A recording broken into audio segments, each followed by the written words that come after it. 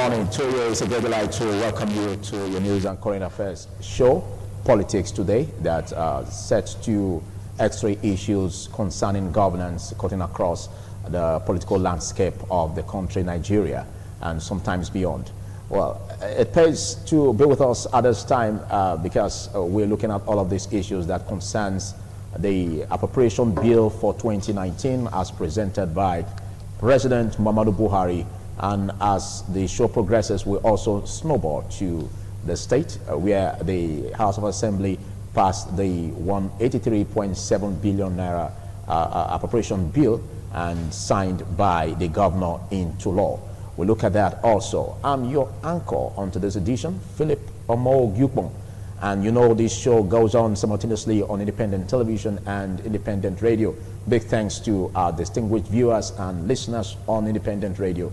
I have distinguished personalities to discuss this program, this topic with me. And starting from my extreme left, I have a seasoned legal practitioner, Williams Chima. Many thanks for coming, Williams. Thank you, Philip. And next to him, I have the one-time local government chairman of Esan Northeast, and also one-time the running mate to Osagie Izeyamo, who was the PDP gubernatorial candidate for Edo 2016 governorship race.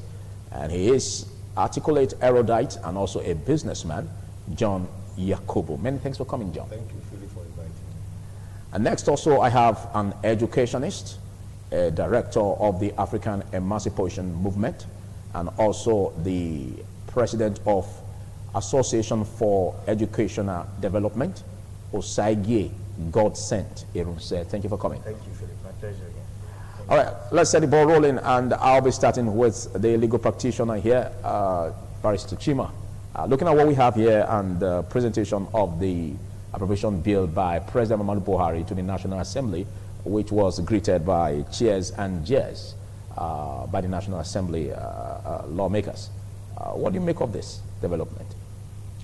Well, I think the presentation of the 2019 appropriation before the National Assembly by Mr. President will dispel some rumors, that have been making rounds in this country as to the personality of Mr. President. Now, of course, it is his constitutional responsibility to present the appropriation before the National Assembly. It's a draft document. Yes. And it is equally a constitutional responsibility of the legislators to receive that document from Mr. President, that's the executive, and scrutinize the documents, make amendments where they think, things are not well captured. Okay? But you see, the conduct of the legislators on the day of that presentation leaves much to be expected of responsible and respected, senior citizens of this country. I mean, the business of budget presentation is a very serious business because that is one of the cardinal reasons why the legislators are there. Because without appropriation, nothing happens in the country. So whether the government, whether the economy of the nation will improve or deteriorate will be based on the budget forecast. Okay? If properly captured and properly implemented, there are likelihood of things improving, but if otherwise is the case, things definitely will deteriorate. So it shouldn't have been a period of playing politics. Okay? When you boo your president at that hallowed chambers, what message are you sending? Tomorrow, one of those persons that led that type of behavior may become the president of this country. I mean, at other political platforms, you have the right to either jeer or boo or whatever. It is your right, it's your civic right, which you can exercise, provided you do it within the ambit of the law. But for a serious business of that nature, if you're telling us that by booing Mr. President you have passed vote of no confidence on him, that is silly, honestly. Because Mr. President is presenting a document before you. If you do not agree with him, you have the knife, you have the yam. You can excise out whatever you feel is incorrect of what Mr. President has presented. That is your duty. Okay, when you scream and shout, the best that can happen is that there's solemnity. You know, if what is being said does not augur well, nobody claps. And in the first instance, it is unparliamentary, you know, for all those type of attitudes. Yes, as parliamentarians, you know, for other businesses, you can behave anyhow you like. But there are some businesses of the chambers that you expect the highest level of decorum, or else you will be sending wrong messages. Thank you. John Yakubu, you've been following this event, and it has been criticized by some persons, even the NANS body, National Association of Nigerian Students, has even said that some of these lawmakers should tender an apology to Nigerians over that mishap. Do you think this is the way to go, the way the lawmakers acted? Well, that is one of the basic problems we have in this country. If you remember Honorable Malema of South Africa, when the president came to the Harlow chamber, when it was his time to speak to him, he openly told him that you are a criminal and we cannot be receiving you here if you watch that tape. I'm talking about Honorable Malema of South Africa. Should that be a standard? I am coming. There was no serious business that took place on the day of the presentation of the budget. Rather, what happened was a conspiracy against the people of this country. What makes you feel that? I'm coming. I'm drawing strength from my brother who is a lawyer. I want to tag that a criminal conspiracy against Nigerians. Because like Ololoya Adeyeye, the whip of the city said, he said, look, how do you bring, I'm coming, 2-3 parts. Yeah. On this part, how do you bring a budget of 8.2 trillion when you know 8.83 trillion, when you know that you on all the revenue accruing to the federal government for the year might not even get to 3 trillion. So it was just an assemblage of paper, putting together raw paper so that we can quickly get to the Senate before the December. And that was what happened. And that kind of conspiracy against the people of this country is unacceptable to every person in this country. Number two, but if you are to criticize that budget, yes, or the appropriation bill, it's not a budget yet. If you are to criticize that, isn't it enough for the lawmakers to have received the president quietly and then bring them out of the components of the appropriation bill rather than making it rowdy? Philip, let me tell you this. You brought an appropriation bill to the House.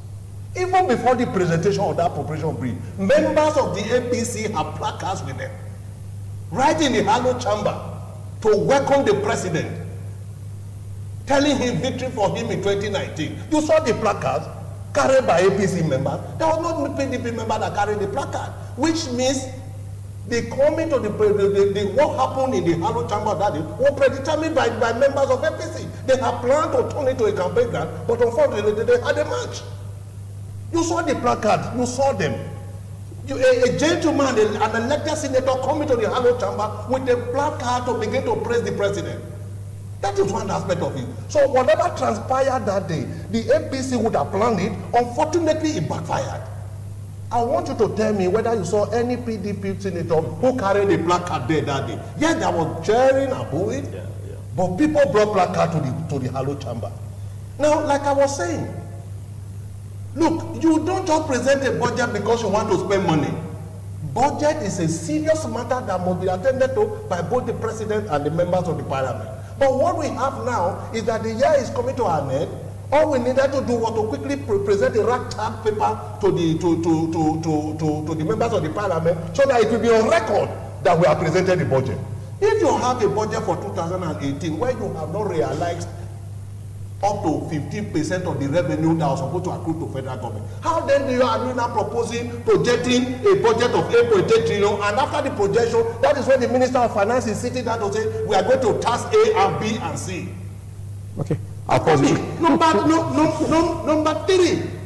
Now I am quoting the whip of the Senate. He said, look, what we have as a budget, the 2018, 4.70 trillion for recurring, to service us, to pay salary, to buy land cruiser, to buy houses. Okay, let me pause you there. I'll come back to you on that. Let me pause you there. Well, you've been following this. What's your opinion about this? Osage Johnson. I'll come back to you, John Yakubu. Osage Johnson, have the floor. Let me say that. Anybody will have his say. Philip, you know, I'm not just going to see the action, but I want to see what brought about these actions. This is what we'll be talking about every time on here. You know, something is cooking up and something is going to happen someday. If you look at what the anti-Buhari senator and House of Rep member were saying was, freedom cometh by suffering or by demand.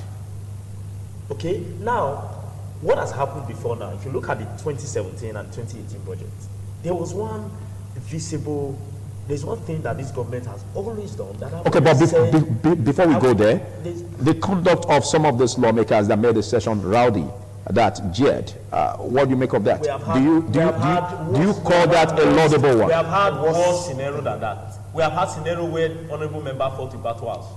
They showed tear gas. They flew the fence during good luck Jonathan time. You know, we've even had worse scenario. So let's not capitalize. Should it be the way? Why we are saying it should not be the norm. We are not saying it should be the norm.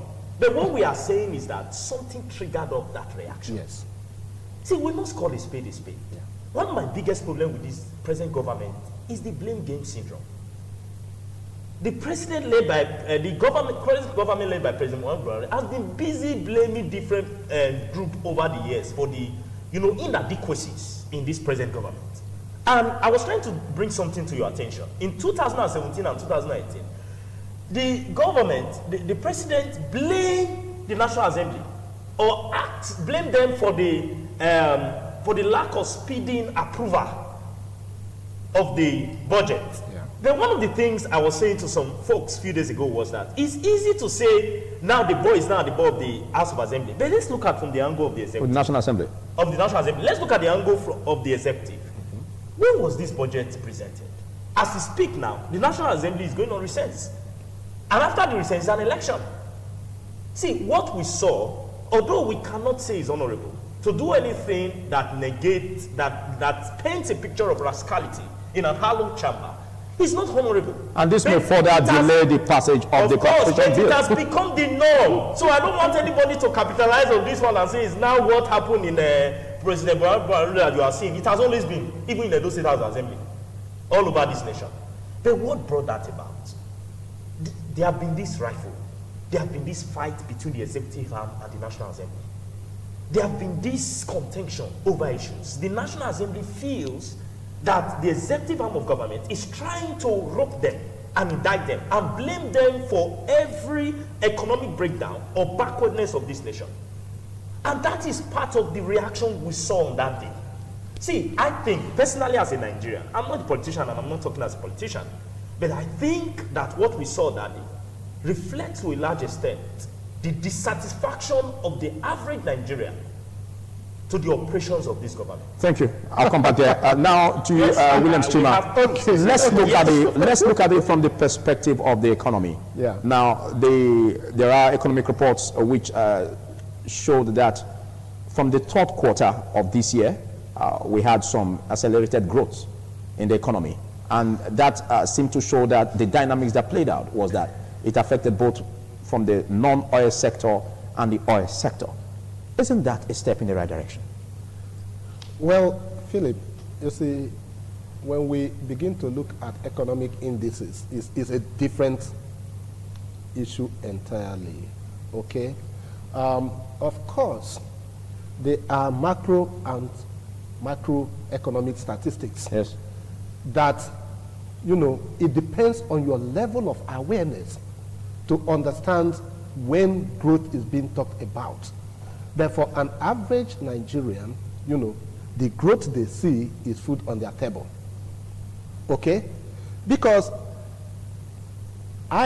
not just this administration, past administrations and the present administration have continued on the same line, on the same track. What is sustaining the Nigerian economy over the years is the non-formal sector, the informal sector of the economy, the artisans, you know, the workmen, those that are not captured. There is no, you know, projections capturing them. Okay, but if you even look at what the Association of Rice Farmers said, yes, concerning this, that even in the course of this, they've been able to project about in millions, 3 million, about 3 million jobs have been provided in that direction. What do you have to say there? Yes. You see, Nigerian economic problem, yes, is hydra-headed. Okay? One, because of the greed of Nigerians. Not government. Government, all of us are part of the government. Okay? But our appetite too continues to create economic challenges and problems for this country. How many Nigerians wants to eat the Ekpoma rice that our farmers will produce? How many will want to eat the Abakaliki rice?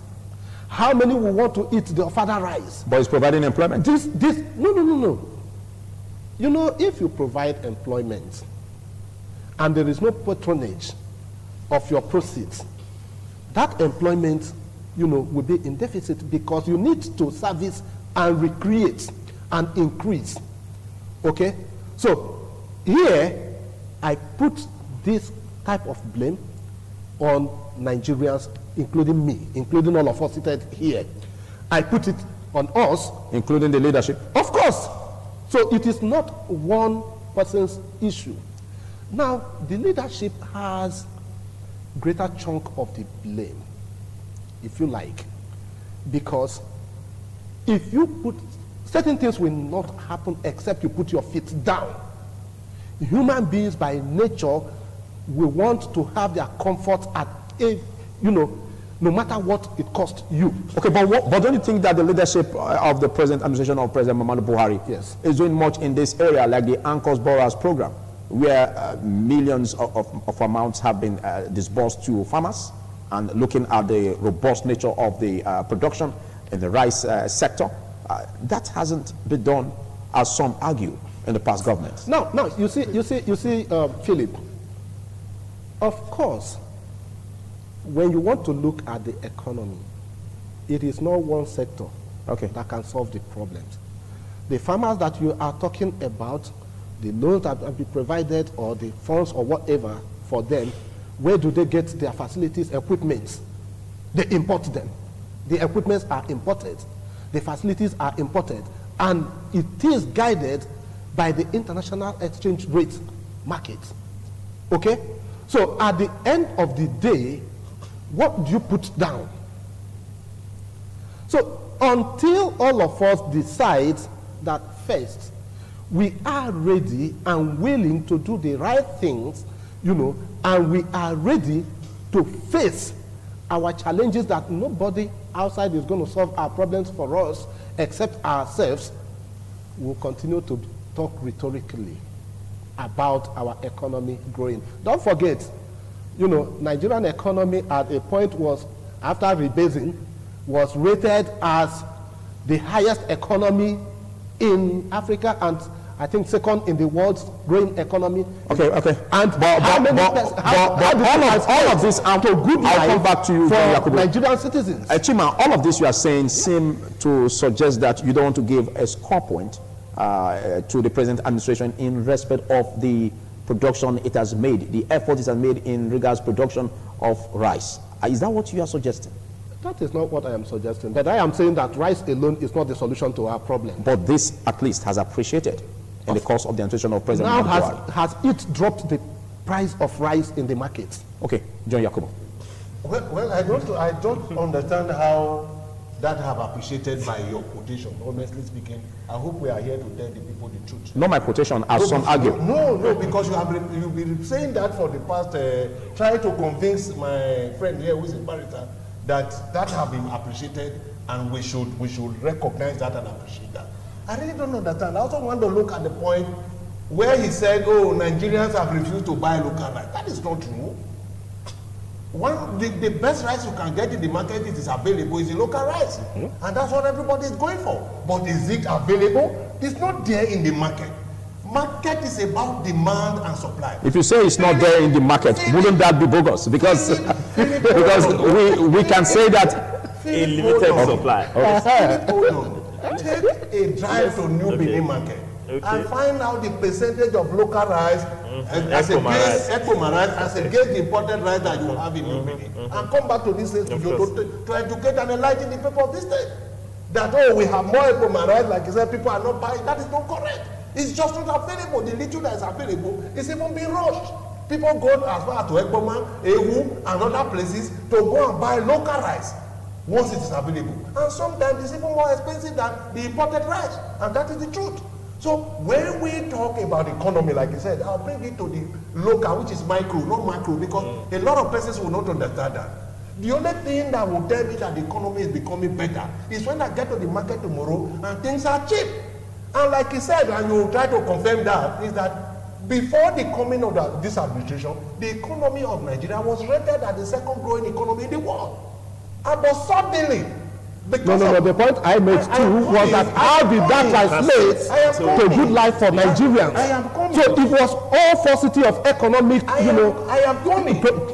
projections. That would have translated. It didn't translate to anything. Me and you were here. You have come in. Don't forget, I've said that would have translated if there was continuity. That would have translated if there was continuity. But the government had it for 8 years. So 16 years. There's no governance. Government 16 years isn't enough. Government is a continuum. Don't forget if you mean something that is good, because of his performance during Jonathan administration, today have been elevated, and the world applauded it. Okay, but what do you call 16 years? Wait, no.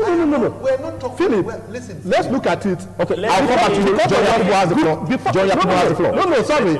Because there was good performance in the economic sector, in the agricultural sector, is it not why we are talking about massive rice production as a continuation of that good performance? I also want us to look at it. Okay, no. As a continuation of that, John Yakubu has the floor, please.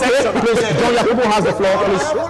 I've only told you, I'm saying that whether you're talking about the local rice, some of us don't eat local rice. I wanted to tell you, and I'm telling you that is not correct. Because some of us, if not everybody, you now want to go for the local rice because of the nutrient. But content. Like I said, the nutrient content, but like I said, if you go to the market today, you see the bags of rice that are available. They are the ones that are in how much is it? Yes, but you were talking about the economy that has not been able to translate to the citizenry, the average citizenry. And you spoke about not being able to continue in governance. Now, I want you to take it from that. Of rice. Before the incoming of this administration, the bag of rice was 8,500. And now, how much do you buy a bag of rice in the market, including the local ones? This is 20,000, and nothing have increased. And you are telling me that there's economic benefit of the people?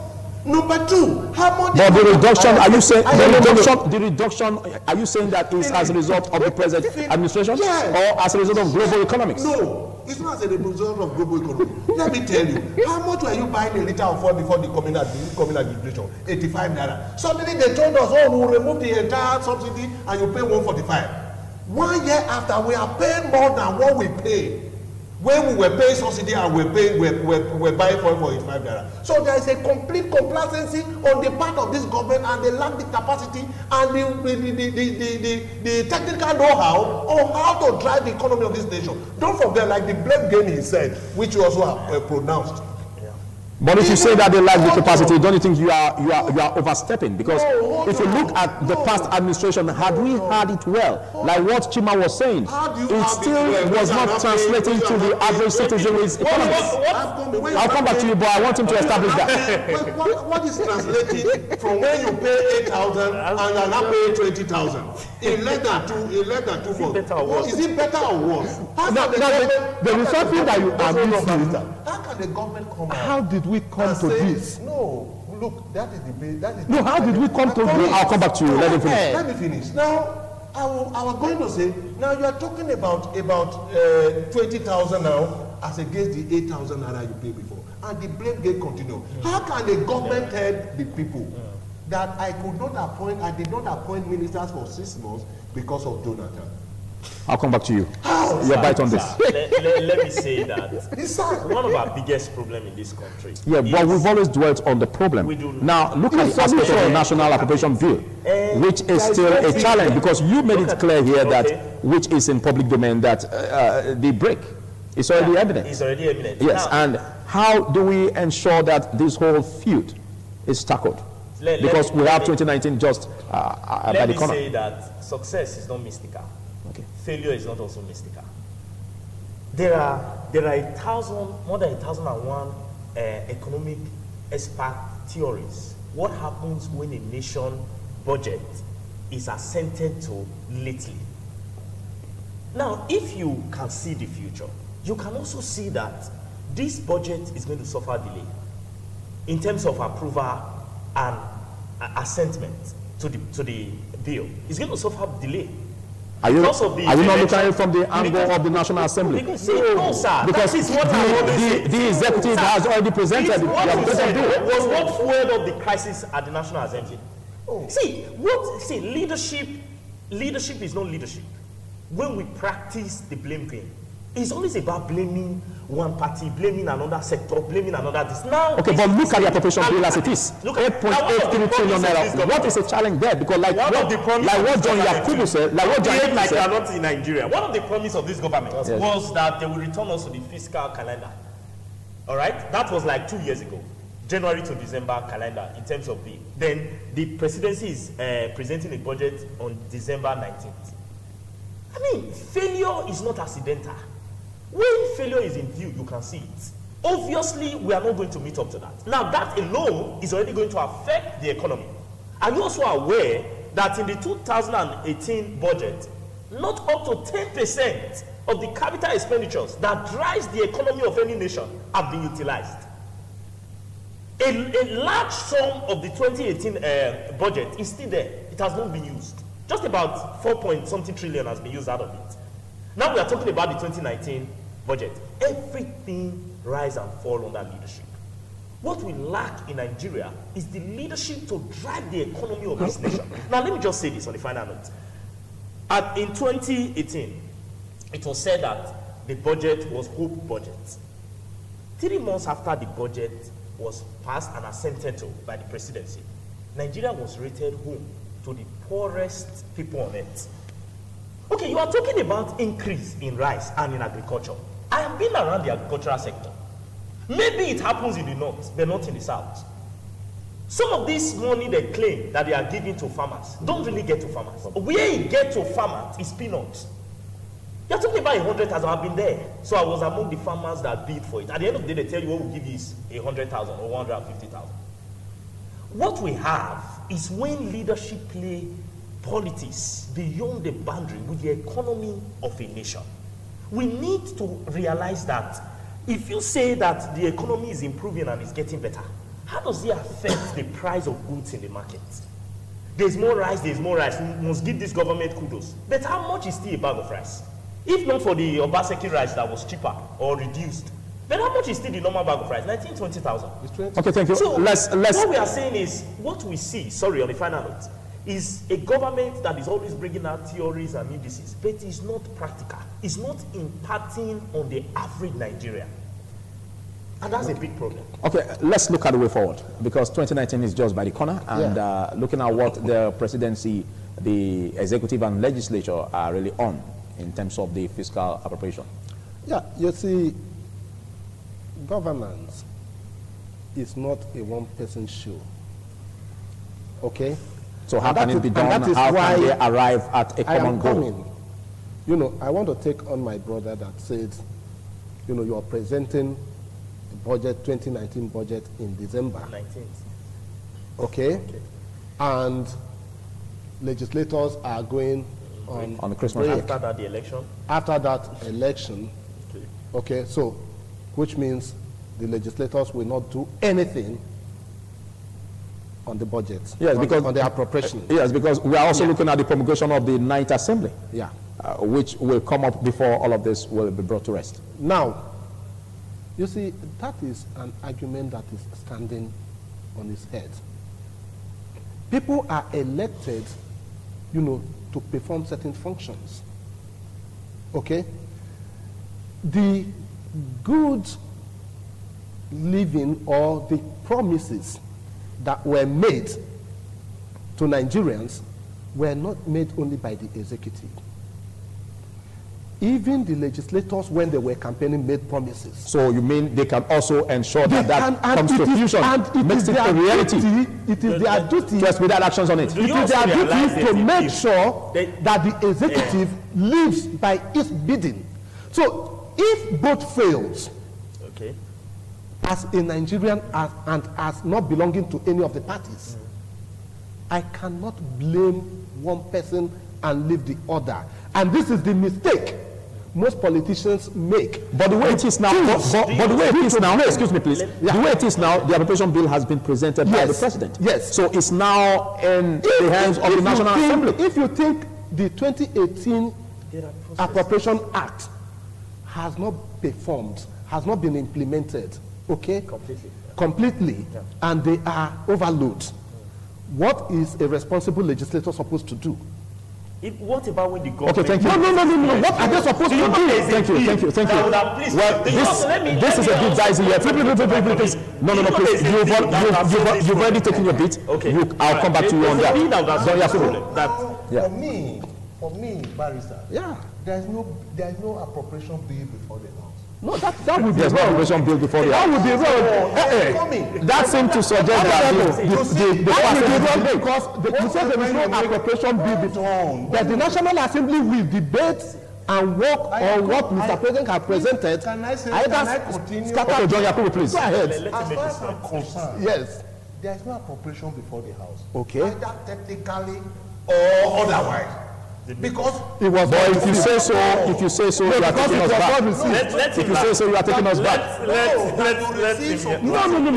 We are talking to the public. You receive piece of paper without intellectual work on it. But why don't you allow the National Assembly to determine that? Let's not have a rivalry. You see, the problem is that when we have a discussion like this, and you say something, the rider. You are not allowed to continue. Okay, you missed the point.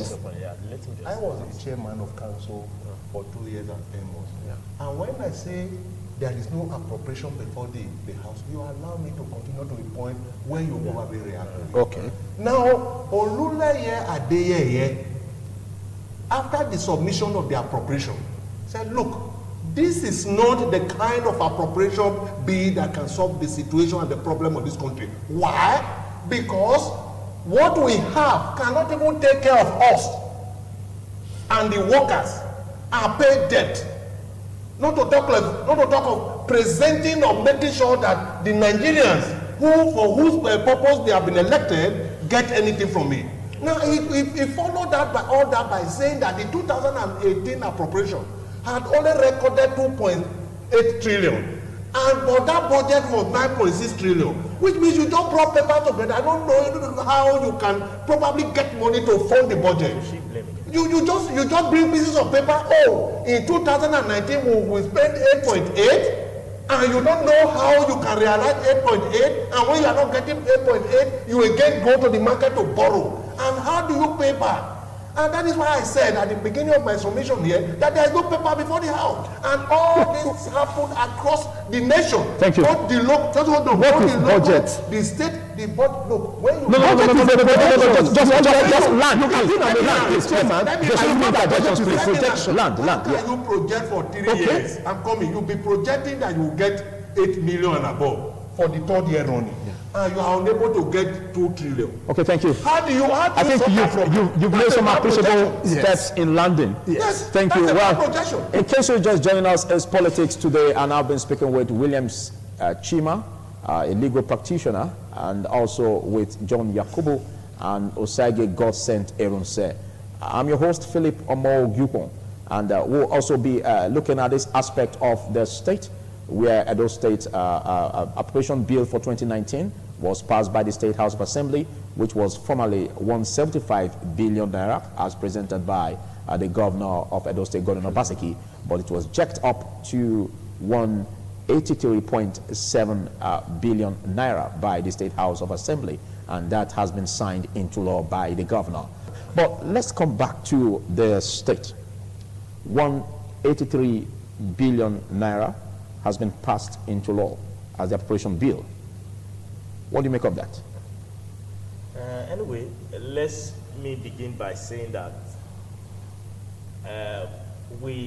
whether the government is going to be able to generate that or not, that is left to them. But I want to see Obaseki as a man to watch out for. Okay, I want to see him as a man to watch out for. I am particularly impressed with some of the initiative, although we are yet to see the effects. But we had 2018, we had 2017. Yes, when I say yes, you know, So, let's give our leaders the room to think. Okay, the room to think. I don't want to sum up the performance of the current governor of Edo State yet, because if you look at the last part of this year, there are some stuff we started seeing, which is intended that the 2019 budget is going to drive home. You're going to drive home? Yes. Look at the security architecture. The security architecture. Yeah. Look at the health sector, the health initiative that he's talking about. Look at the another thing to look at is this. What's the name? The NEPA. A few days ago, BDC. He did something about Do you mean BDC? Putting some young people together, Okay. the BEDC, Okay. to find alternative means of power generation. Yes. Okay. Then look at the Alagodaro Summit. Look at the educational sector. So these are laudable Now, action plans. Yes, these are direction plans, but it is not enough to present budgets. Part of the problem we have always had in this nation is implementing budgets, and I think that's an issue. But I think When you say it's not enough to present budget, now Yes. we have this challenge. We have this challenge at the national level where the budget cycle has always been elongated, but now there's no strife between the House of Assembly and the executive. Now we now have the 2019 budget. Yes. At the nick of time. Good. Isn't that what we should appreciate? Is what we should appreciate. But what we are watching out for is the implementation. Governments are good with presenting budgets and approving budgets. Well, at least we've passed the first step. Yes, at least we've passed the first step. Okay. Kudos to the governor Okay. and the House of Assembly. I'll come back to you on that. William Chima, react to that, please. Yeah, first is that, you see, this is where some of us that are not politicians find things a little bit difficult. Okay. Giving different assessments at the national and then giving different assessments at the state. Okay? Now, the State House of Assembly of Edo State have done, you know, their legislative calling, their legislative assignments. They've done it well. They have looked Remember, at it was presented in November. they have looked at the budget projection and saw that there is some kind of imbalance in the projections. And so they jacked it up And they jacked it up to fill up the to gaps. fill up the gaps, Which is laudable. which is laudable. I think you should always end in that. Which means that the legislator equally has the power to cut down if a budget presented to them is bogus, if they do their work reasonably. Our budgets Okay. in this country will always Yes. not meet the needs of Nigerians, no matter how fast, no matter how slow it is passed, because if you do not gauge it right in terms of you said we will always not meet the needs, or meet all the needs. Because the budgets that we are talking about, you know, budget making does not start and end with the presentation of the budget, you know, proposal to the legislators. How did we get the ingredients of this budget? Did we conduct needs assessments, you know, to determine what actually are the needs of the people to build the budget proposal? Okay, so by that are you saying that there could be issues with that? Of course, there have always been issues, not that there could be issues. There have always been issues on our budget performance, because the people are alienated with the budget projections. Let me say again here, Philip, that the ground for what happened on the floor of the National Assembly, let me repeat it, for the purpose of looking back at the clip of what transpired, was set by the president and members of APC. Okay, we've passed that. No, I'm only trying to, for those who are saying, oh, it's a shame. It's actually a shame for those who prepared the ground for it. Because as a senator coming to the Hollow Chamber with a placard to praise your president means that they had a meeting behind the Hollow Chamber and agreed. So are you trying to establish the reason for the shame? Yeah, that's what I'm saying. But you agree that it was a shame? To understand it was, but those who brought the shame of the nation planned it behind the Hollow Chamber. Okay, back to nobody has exculpated anybody. So and everybody is saying the legislators. No, not the legislator alone. The president of the federation and his party. You must place that on record so that people will know, because having had a meeting before that day, they have prepared placard to praise the president rather than allow the man to present the budget. So whatever will happen that day, APC must take the blame. That's for the National Assembly. Back to Edo State. So we'll come to Edo State. I have said repeatedly. At least we have a budget. Hold on. I have said repeatedly on this program that if we are not ready to live as a civilized world, as a civilized nation, honestly speaking, Philip, we should go back to the forest. Why do I say that? Now, we've had budget over the years. Even before the coming of Obaseki, I am not going to begin to criticize him here, because by the grace of God, I also contested for that office. But I'll just look at my party. I'll just look at the issues that are still. Now you have a budget for 188 billion. What was 83.7 billion. What was the performance of last year's budget? How much was realized by the government? 2 years ago, how much was realized by the government? You don't just begin to propose. You don't just begin to budget, even when you realize you don't have enough money to meet up with shortfall. Why not cut our coat? Let's cut out. There was a time when we had a budget less than 1 billion in this thing. I was already an adult. There was a time we had less than 100 million as a budget for the then Bentley thing. So to you, it's not realistic? It's unrealistic. Not just for Edo State alone. I just told you that I was a local government chairman. You tell the chairman, because before you start spending government money, you must have a budget. Go and give us a budget for the year. They'll go and give you a budget of 1 billion, 700 and something million. Knowing very well that the money available is less than 10% of that budget. Okay, let's get your point clearly. Yes. Because at the National Appropriation Bill for 2019, you said it was unrealistic. Yes. Then back to the state, it is still unrealistic. No, hold on. Which will be realistic? No, hold on. Yes. We are not getting the point straight. Okay. We are not properly schooled on this issue of budget by the legislature. Okay. When you are presenting and approving a budget of 183.7 billion, you should also let us know how much was realized in the previous year. Okay. You don't just present a budget, you should let us know. Last year we realized 120 billion. We are expecting more than that, putting ABC and dig down.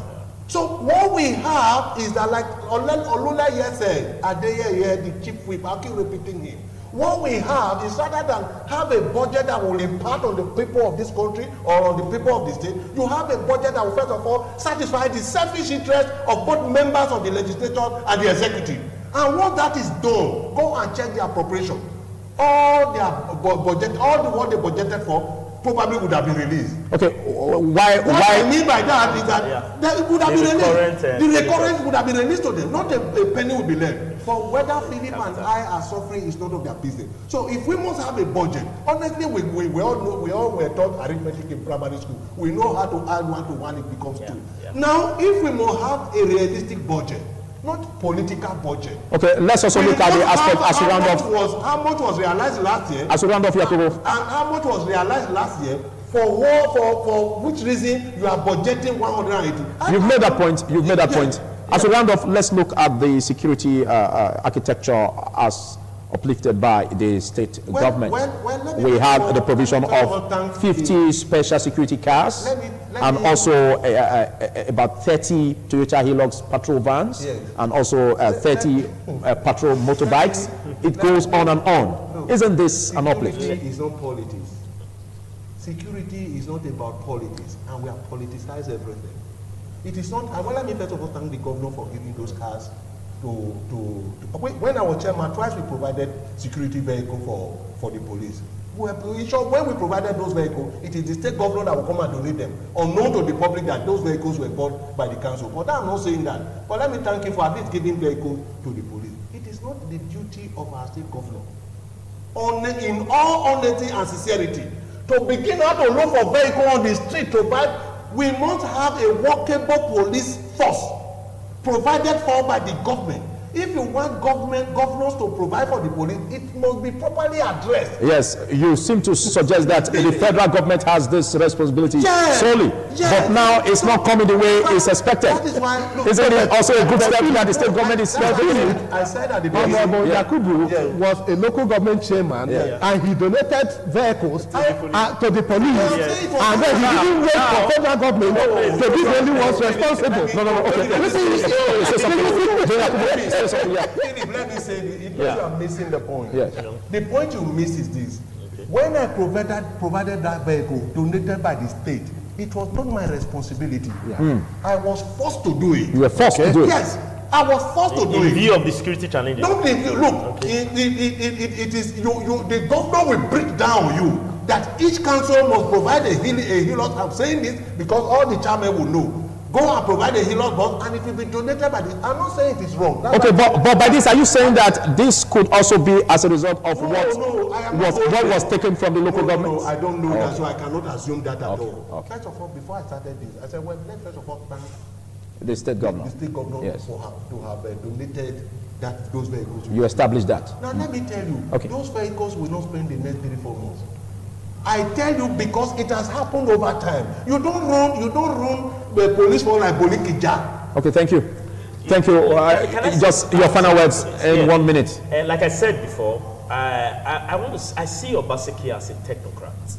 It may not be perfect, but you notice that this is a leader that is not ready to play politics with the economy of the state. Okay. But again, the only caution I want both the state and the federal government to take note of is the perception where people see security provision as a tactic to win election must be carefully addressed. Okay. Because there have been such allegations from different quarters, even at the House of Assembly. Thank you. Do you know the peasant staff? No, thank you. We are running off. We don't have time for that. Thank you. Okay, William Schima. In a minute. Weigh them off. In a minute, William Schima, please. Yeah, thank you, Philip. I think, the whole situation, if there is no security, the economy will not grow. Yeah. If there is corruption, the economy will not grow. So these three go hand in hand. And our politicians should not play politics with our lives. Okay? Therefore, whatever is to be done for the good of this nation should be done, with wholeheartedness. Thank you. Thank you. Okay, John Yakubu, in 1 minute, at least you've been able to appreciate the efforts of the state governor. That's laudable. No, when the man has provided something for the security architecture in Edo State to help me and you, well, who knows who will benefit from that tomorrow? Yes. You must appreciate the gesture and begin to look for a better way of running the system. Because we are just like I said before I closed in the last section, you know what the Yoruba call Borikija politics and Borikija economy. That cannot help us. When you just wake up one morning, it is the local government that is buying fuel for the DPO, it is the local government that is buying the card for the DPO, it is the local government that is falling, even the card that have been donated. So by that, the federal government should wake up to its responsibilities. Look, the federal government should wake up. Okay. They are asleep. Okay. Because as it is today, if not for the effort of, like you said just now, those vehicles, in short, those vehicles are not even, they are less than 1% of the total vehicle required by the police to function properly. Thank you. Less than 1%. Thank you so much. Thank you, John Yakubu. Thank you, Williams Chima. Thank you, Osage Godsen. I'm Philip Omo Gupon. We do this again, same time next week on Politics Today. Big thanks to our listeners on Independent Radio and, of course, our distinguished viewers on ITV. Do have a sweet day. Goodbye.